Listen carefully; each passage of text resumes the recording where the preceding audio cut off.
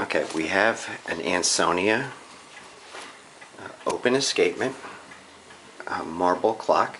You can see that is what we call an open escapement. That is the escape wheel. Then you'll see it later as I turn it on.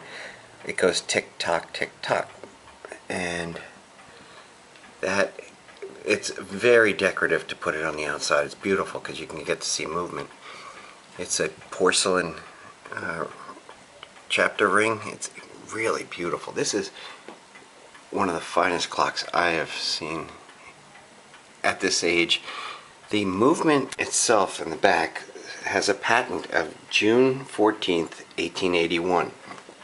Now normally you can't guarantee that it's an 1881 clock because they may have used that movement 10 or years or more, 20 years, who knows.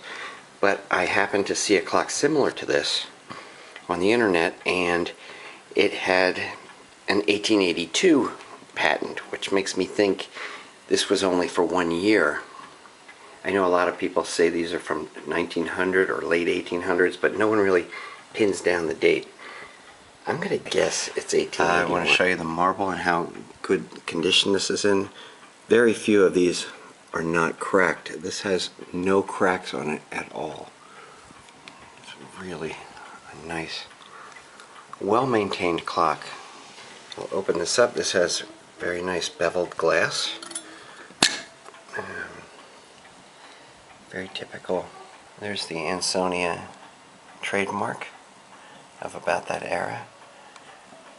It does have one little chip there, but that is very common with these at the key holes and the winding arbors. Very common. So I will get this going. Here's a little trick for old pendulum clocks. Just tip it. Get the pendulum moving. There we go.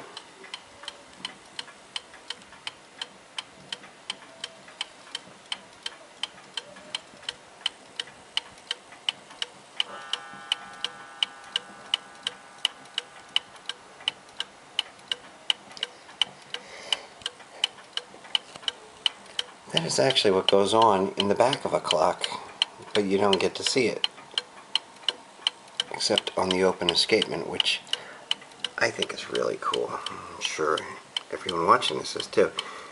Up at the top is a third little arbor that is to slow or speed up the clock, depending on if it's running slow or fast.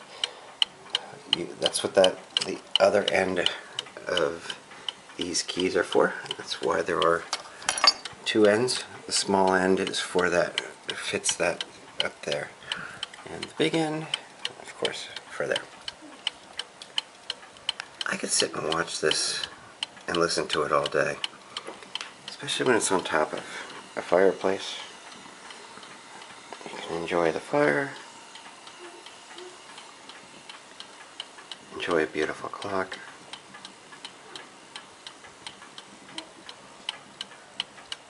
Really is relaxing. Okay, let's hear a chime. It's a very mellow chime, which I like. Once on the half hour. Rather subdued, which I like. I'm going to go for 11.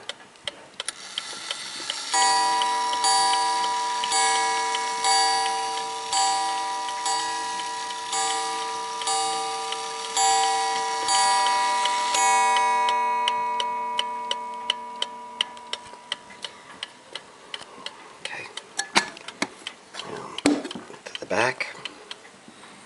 This is an extremely heavy clock. I think it's almost 20 pounds. It's all marble. I think some people call them alabaster. Not exactly sure what it is. If anyone knows what these are actually made of, I'd really appreciate it if you could put it in the comments so I can be correct with that. I like being correct. Here's the back with a little bit of screening in it so you can hear the chime. Let's get this ticking again. Tilt it. this is. There's the gong that it chimes on.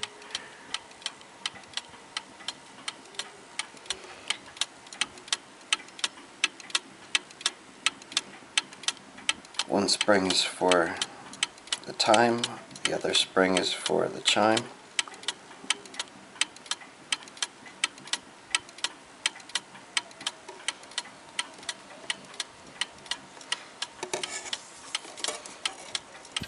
See all the beautiful details.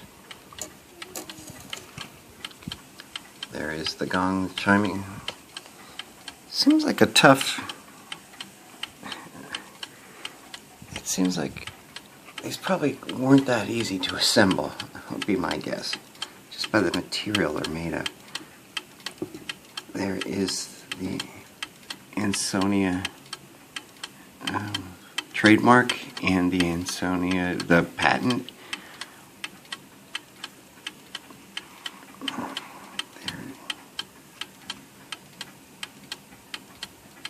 It's where the front adjusting winding arbor comes through, and it will spin that knob at the top, raising and lowering the pendulum, which would allow it to go faster or slower. Let's see if we can get a chime on this before I finish. Okay.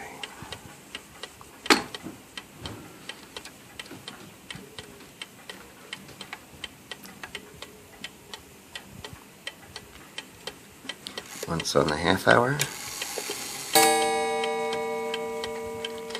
and it will count the hour.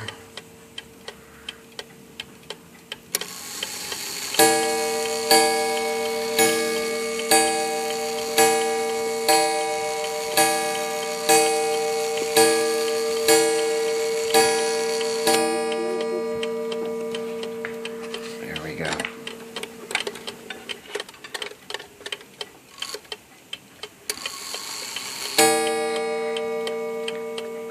This is what's called the warning. I'm not sure if it's gonna... There it goes. See that? About 5 minutes before the... 5 minutes before the chime, the clock sets itself in a warning mode, and it will trip a lever. See there, and then it will. Right about now. There it goes. It trips a lever and prepares itself to release the wheels.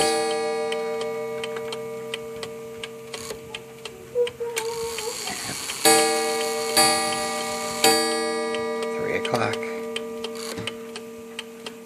3:30. Comes the warning for 4 o'clock, right about now.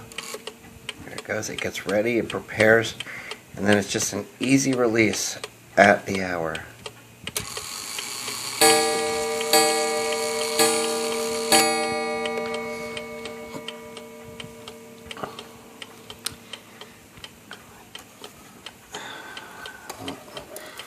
Frugal Mommy says I have too many clocks, and she likes or Art Deco or contemporary clocks.